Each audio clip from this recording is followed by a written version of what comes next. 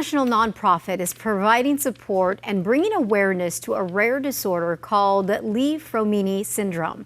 And joining us now with more on this is the Vice President for the organization called Living LFS. Andy Last is joining us via Zoom. Good morning, Andy. Nice to have you on.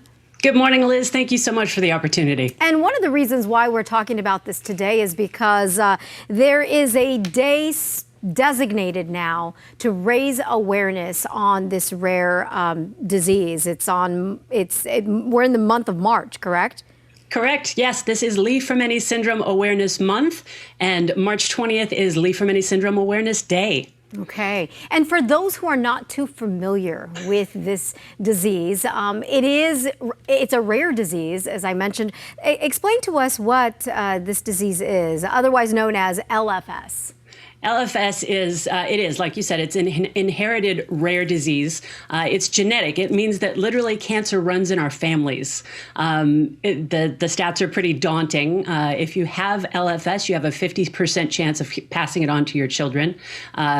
For women with LFS, there is a 90% chance of developing cancer in your lifetime. For men, it's a 70% chance of developing cancer in your lifetime. It can happen anywhere in the body. There can be multiple cancers at one time. You have families where entire members of the family are having cancer to deal with all at once.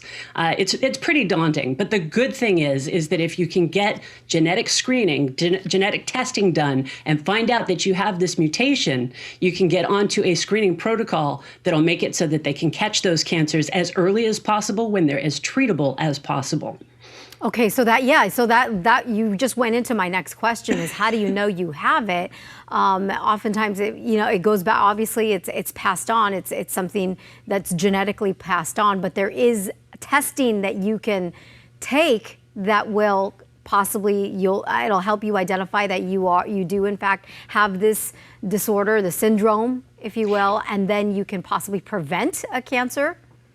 You can catch it as early as possible. That's the best case scenarios. If you can find out that you have this genetic mutation, and it's actually a mutation of the TP53 tumor suppressor gene. That gene's job is literally to suppress tumors. So if you have the mutation, that means that only one of your TP53 genes is working instead of two, like it is for normal people. And so we literally don't fight cancer as well as others. In my case, I developed breast cancer at the age of 41, but by that time, my father had already had 4 cancers. His little brother died of a brain tumor at the age of 11. Their mother and grandmother both died of breast cancer. So had I known in advance, I thought we just had bad cancery luck in our family. But had I known that it was actually a genetic thing, I could have started screening much earlier and I could have caught that cancer before it ever hit. Yeah, I mean, how many other families are in that same position where they just don't really know why it's, cancer is so, common, I guess, for these families. Tell me a little bit about LFS being important in cancer research, where that stands.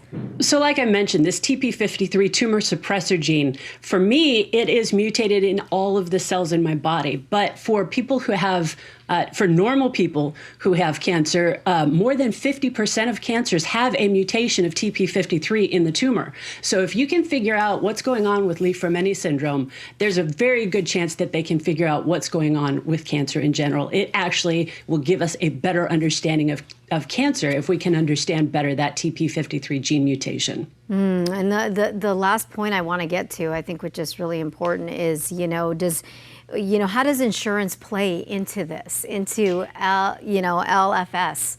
In this country, it's very difficult. Imagine having a mother and 4 children who all have LFS. They all need regular screening. If they get cancer, they're going to need treatment and all of that sort of thing. So it can be a constant fight. LFS is expensive. And so that's one of the reasons that we're raising awareness and making it so that this month, if people buy T-shirts from us, if they can donate $53 in honor of the TP53 gene, we can give LFS hardship grants to families families who are struggling with the costs of living with Li-Fraumeni syndrome. There are about 1,000 multi-generational families right now who are estimated to have Li-Fraumeni syndrome. But if we can get more people to get that genetic testing, my personal opinion is that we'll find that genetic cancer is much more common than we think. Wow, well, that's a great thing that living with LFS is doing. I know you were sporting one of those shirts. We'll put a video recap and all of the information on our website, KUSI.com, so they can contribute to the cause, because it's a great thing to be able to just give a few $100 to families to be able to, you know, pay for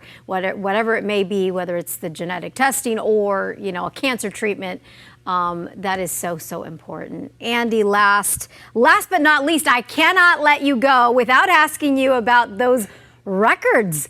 You have so many records behind you. What is going on with that?